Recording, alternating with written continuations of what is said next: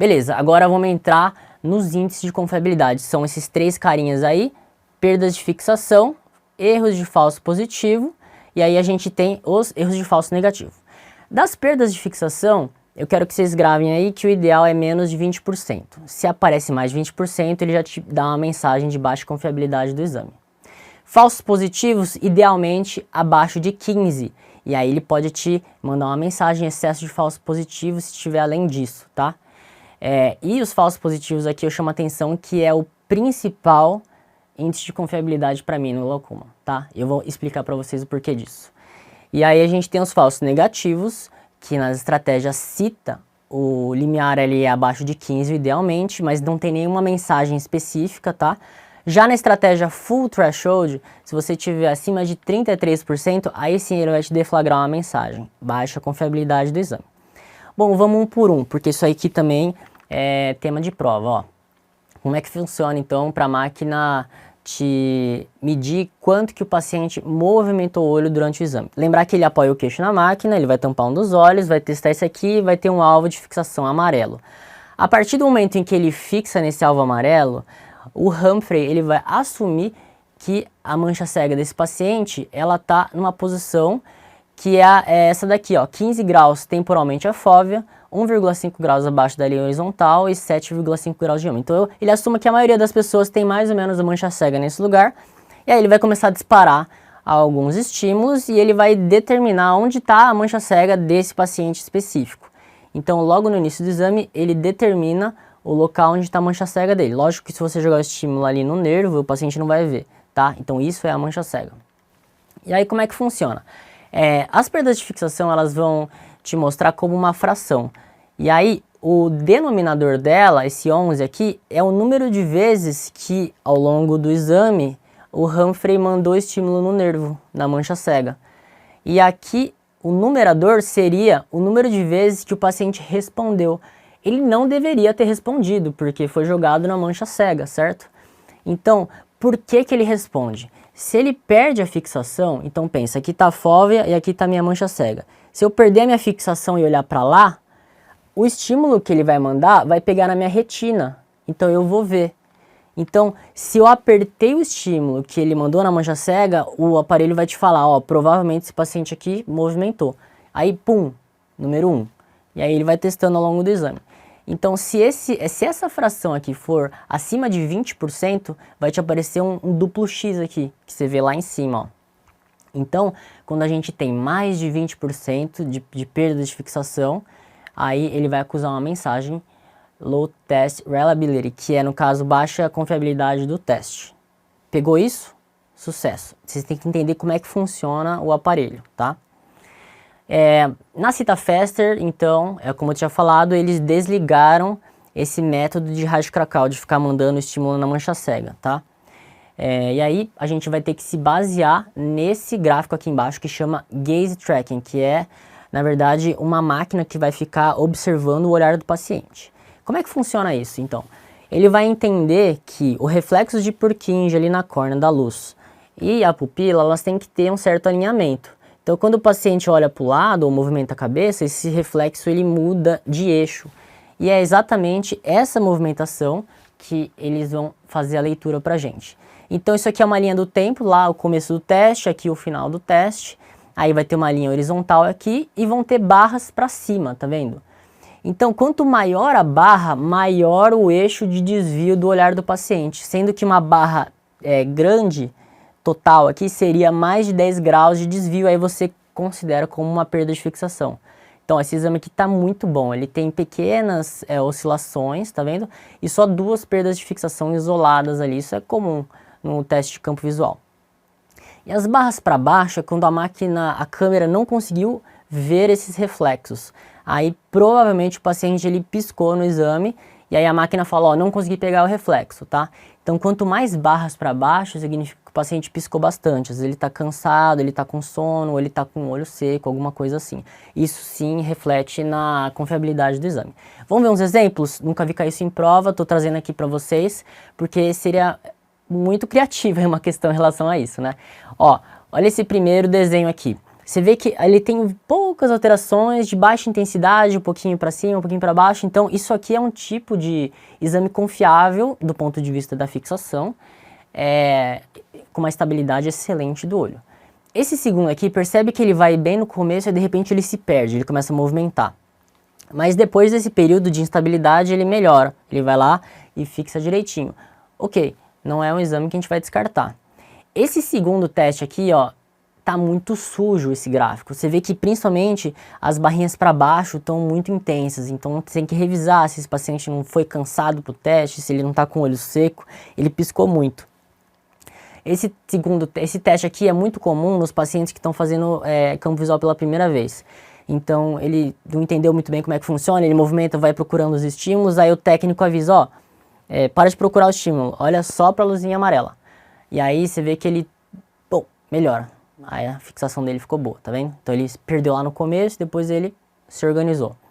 Esse aqui é a vida real. A gente tem um pouco de perda de fixação, a gente não desconsidera esse exame.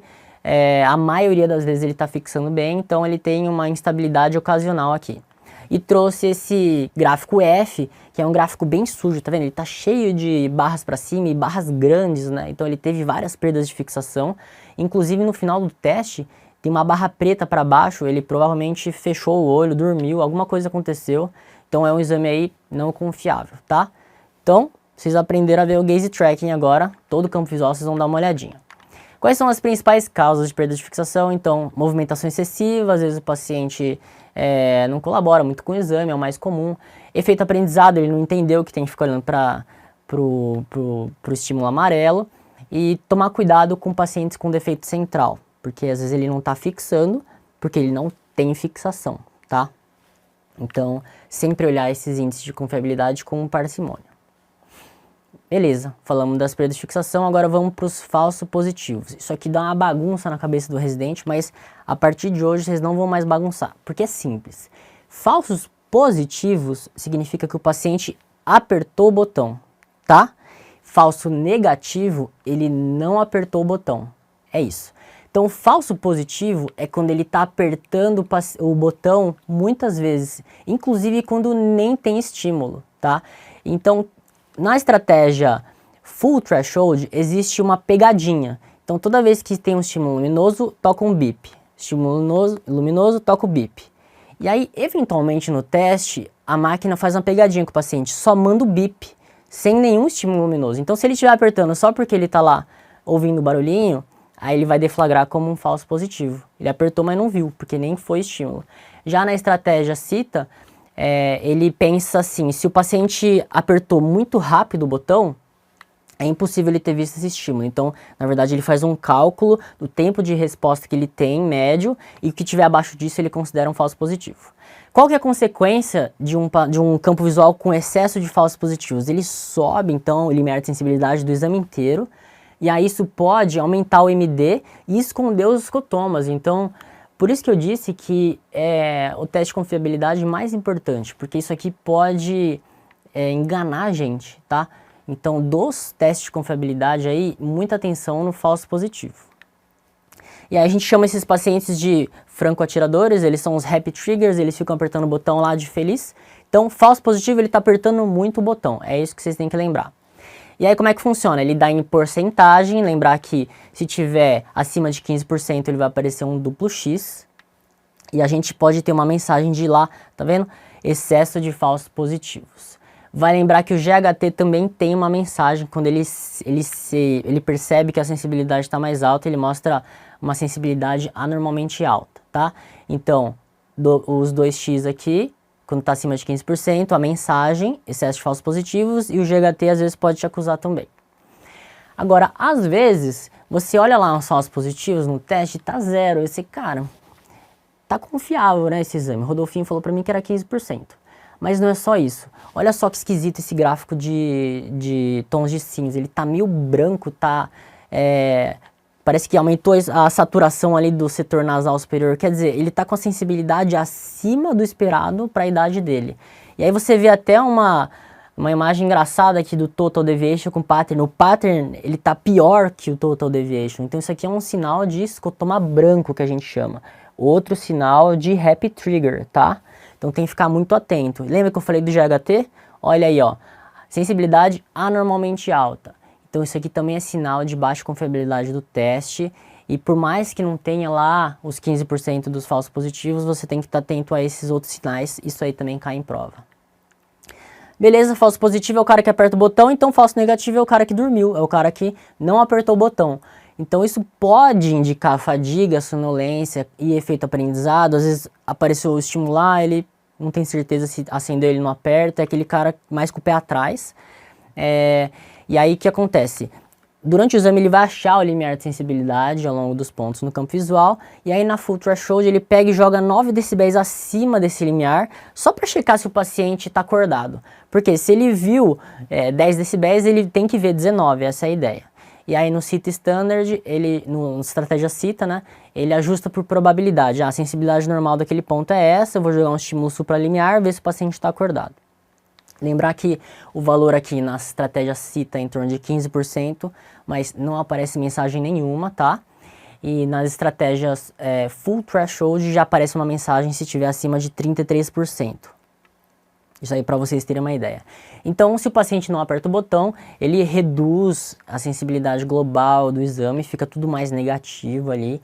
Lembrar que o clássico do paciente com falso negativo é essa imagem de trevo de 4 folhas, muitas vezes porque o campo visual começa com os testes centrais, tá? Depois ele vai vindo para os quadrantes e depois ele vai para a periferia. Então, o paciente sonolento, no começo do exame, ele está lá, apertando o botão, ok, e depois ele dorme. Então, essa região periférica fica escura por isso. E existe um outro artefato que eu acho muito bacana, eu encontrei só uma vez, que é o artefato de 4 pontos, também não lembro de ter caído em prova, mas percebe que tem 4 pontos escuros no centro de cada quadrante. Lembra que eu te falei que o início do campo visual, ele testa essa região central dos 4 quadrantes? Então vamos supor que o paciente está distraído no início do exame, ele não aperta esses botões, então fica escuro e depois ele acorda e começa a apertar. Isso aí não é glaucoma, tá? Então primeira coisa que você tem que saber. Tanto que aqui, ó, nesse exame ele repetiu e aí sumiu. Isso aí é artefato. Beleza.